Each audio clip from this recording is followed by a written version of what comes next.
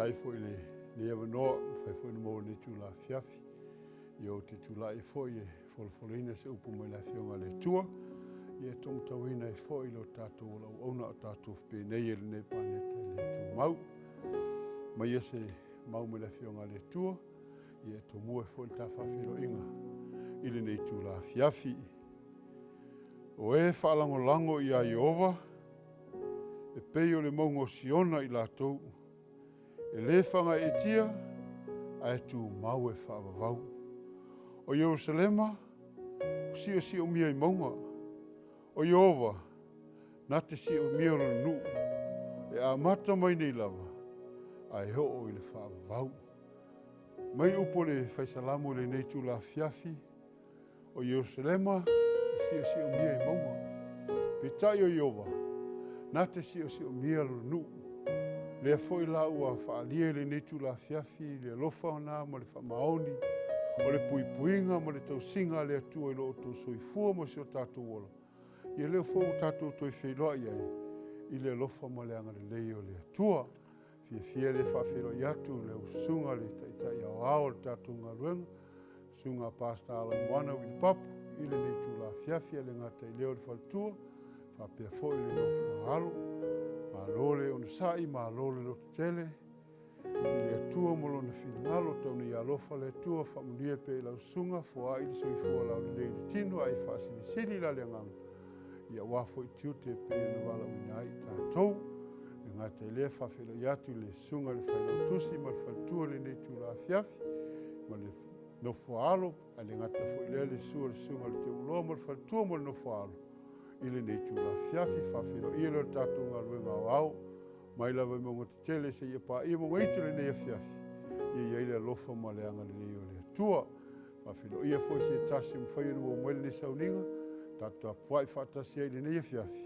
Ia le mi inga e fwoi le atua, au le nei tu la, ia le a suia la whaafonga, pese o saunia mo le tātou la unga. Ya o volai mo e Yesu, iso se mea o te iai, ma o fato na tuai, tata lo pe monisi, ola lau tau tino nganea, ola e au natu, iau whapei o ia, ola e la vea i mai, iau whapei o Yesu.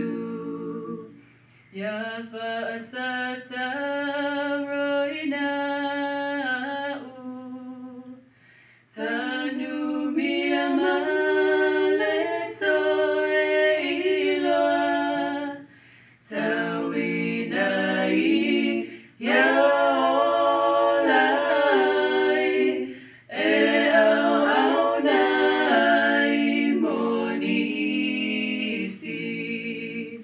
olai monisi, lau tau tino malea, olai au natu, iau whapei o ia, ola e la vea i mai, iau whapei o Yesu, ola e la vea i mai, iau whapei o Yesu.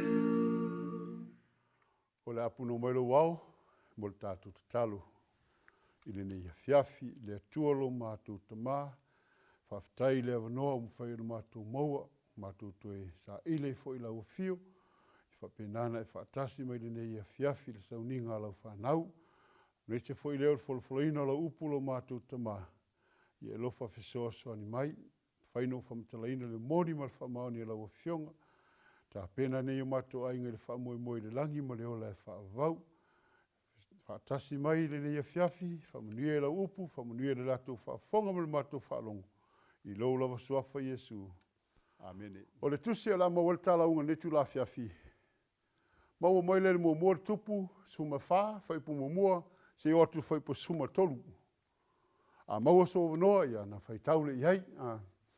Ai o le mau autu, maua mai le whaipu suma tolu. Al whaipu suma lua. Whai mai le whamatalanga al perfeta il toa lua o Yerupoamo. A o oe, i nā tula ia, i nā e alu i lo fale. Pe a o vai i le ai, o na oti ai leo le tama. Whamere whai pa suma tolu e mawal ta au tule netu la fiafi. E tau whaitangi toi Israelu, oma ona o ia. Malatou tanu ia te ia. A wā wana o ia, o le a inga o Yerupoamo, e ho o le tunga mau. Aisea, whafonga le whaumanga le mau. A wā ua maua i to tonu ia te ia, se mea le lei ia Jehova, le atua o Israelu, i le ainga umo Yerupoamo. Mea na whaimai ai a kia o le taimi e te taunu o i le ai, e o te le tama, o na tau whaitangi a wea ai leo Israelu. Aisea, so se tangata e oti, oireli, e lofangi e tangata. Mea na whaimai ai e tau whaitangi tu ia Israelu, ono ia, ma latou tanu ia te ia. Aisea, paule le tangata o le aingo Yerupoamo, e o olo na tino le tunga mau. Aisea, whaimai wana o ia, na maua ia e Jehova le atua Israelu, se mele leilo na loto. Whamaila le autua le talaunga le netu la fiafi le ainga le atua, si stak. Ia maua i to tonu ia te oe, se mele lei ia Jehova le atua Israelu. Vaenga mo mua le talaunga, i le netu la fiafi. Aua e te whaonga ina, se tangata e whaia aunga ruenga leanga. Le tusi lan tato whaitawina, whai upu mua whai mai ina ua oti a vea le atali o Yerupoamo. Na whai atua Yerupoamo i lona toa lua. Se e tulai, ma e ofu ese, ina nei lato i loa, o oe o le a Yerupoamo, ma e alu i sailo, whauta, o loo iai a kia le perfeta, o lena whai mai a te au, o te whai matupu i le neinu. Whai upa tolu, ia e ave fo i lo lima o a reto e whanga fulu, ma whapapa a reto, ma le whangumeli, ma e alu atu i a te ia, na te whai loa mai i a te oe, pe iu ina whape whea le tama. Whamaila whai upe wha. Ua whape whai o na whai e le a wā Yerupoamo. Ua ia tula ia te whai. Ma halu i sailo. O na o i le whale o akia. Ai le ma whai o na i loa se mea akia. A wā sa tau. Tō ma tau ina. O na mata. Ina ua toia. Ina o hia. Whawhanga le whamataranga i le tupu, mo le tupu su tolu whai po tosu ma tolu. Ua ma vaele nei mea, ua leri liu ese Yerupoamo lona ala leanga.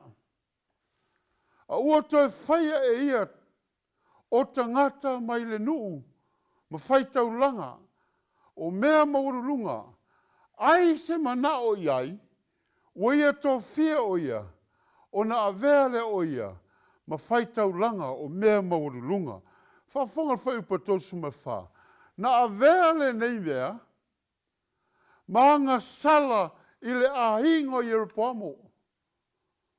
Ia wawai e seina, ma wha umatia, ile fonga ele. Whamai le vanga mua le talaunga.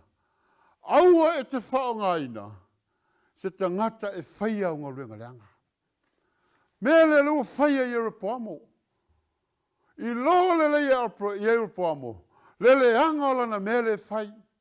Ai whai tau le whai upu e tolu, se fulu mo le lima, le tusi nen tato whai tauina. Whamai a wā ua la tō whaia, o ala tō tupua, o a saira, ua wha ono i a Iova. Ua wha ti ngā i le tua. I lo le i Europoamo, ua toa sā le tua i a teia. Na le manao le alu e whea ngai ma le perfeta. E maala malama le i Europoamo, e le whea ngai se whawhine, ma le perfeta. A le ua manao e tuli no to lua, e alu e whai a kia. Mea na whai mai ai ofu so ofu ese. Aisea, au ni o lato i loo oio le a vā i Europoamo. Ma e alo te whai i Europoamo, po le ahal mea le atupu le tama. A vai o e ultimo pole, o stoi o ino o matua, o whale tonu lana vai. Na te tau mai ai ate oe, po le hale mea tupu le tama. I lo le le Europoamo le toa tā mai, po le toa sao le atu i ate ia. Na le manao le alu whea ngai ma le perfeta, a e tuli e na nā wā. Whamere vanga mua talaunga. Au e te whaonga ina le tangata. E whai au ngā ruenga leanga. Vanga i lua talaunga le a whiawhi nei. Ia e whai tete ia upu. Aisea. O loo whaafafonga i ova. Ina ua mui e Miriama ma a Ronale i Mose. Le wheitai le tō lua Mose nena ranofu. Whamei le whamatalanga Miriama ma Arona. Whape e na Mose e whetalai i le atua. E whetalai mai whai ate i maua. Na toa sā i le atua. Aisea, mui. Na whafafonga i le atua. Whamena le pelai, Miriama. Aisea, le ananga whafafonga le atua. Tato tus whai tau whafonga. O na whetalai mai leo Jehova ia akia, whauta. O lo saule awa i Europoamo e whisiri atu i ate oe. I se mea i lana tama.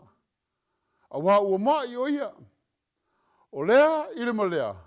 E te whai atua i ate ia. A wā pe a o mai o ia. E whata ngā whawhiri esi. Whai mai whai upo ono. Ua whaalono atu a kia. Le pau mai o ona vai. Ina ua uru whale mai o ia i le whai tutoa. O na whai atu leo o ia. Ina maliu mai ia o e le whale tua i Europoamo. Se ale mea ua e whatanga whawhine ese ai. Ua awina fo i au i le whe au. Ma mawha i ate oe. O le whisiri. O aina ta ua ia a kia le toa lua i Europoamo le sau. Le fo i ofu mai ofu ese. E sau fo i whatanga whawhine ese. Whai mai whai tete i au upu. Le anga o lai whawhafonga le atua. Na iai ele manatu al toa lua i Europoamo. E le iloe a kia aisea. Le anga lena whai iai i Europoamo. Wa tau asa wa matan whale tonu lana vai. Wa matua.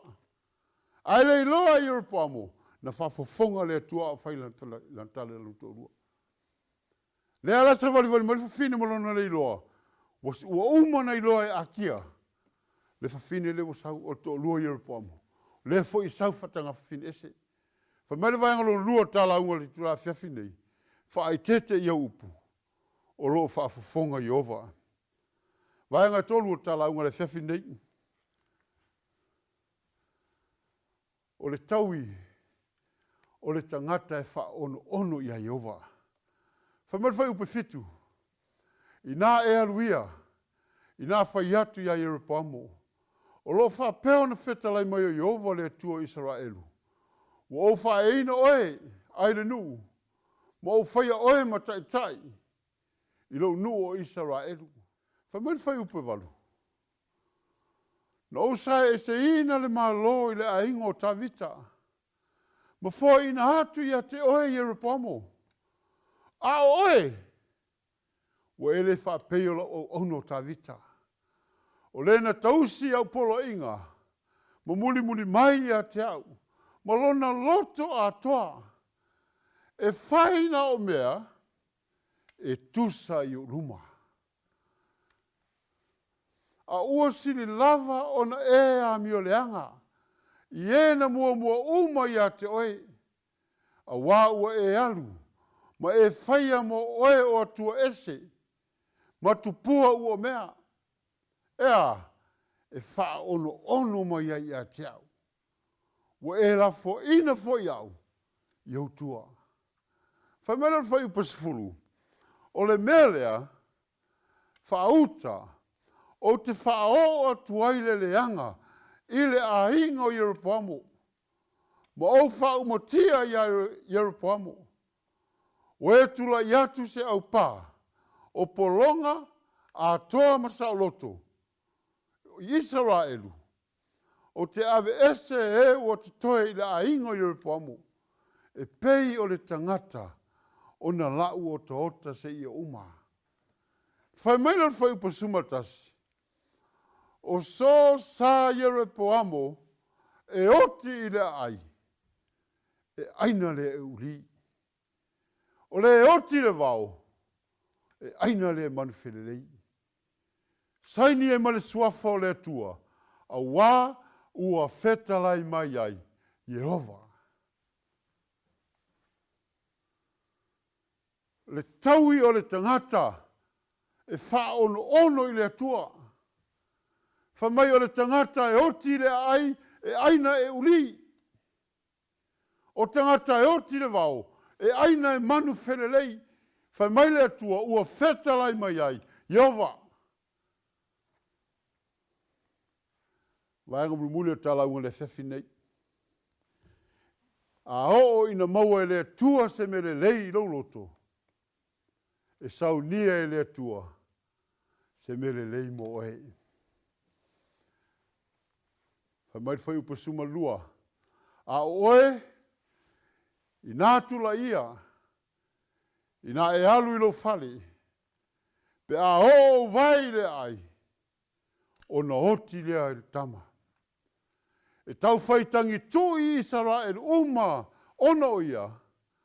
Ma lātou tanu ia te ia. A wā ua na o ia o le a ingo i Yeropoamo. E o lona tino le tunga mau. Aisea. A wā ua maua i to tonu ia te ia se me le leia Jehova le atua o Israelu. I le a ingo uma o Yeropoamo. O Iosefatu. Lua no whai ngā tupa suma le iwa no whai patonu. Ae peitai.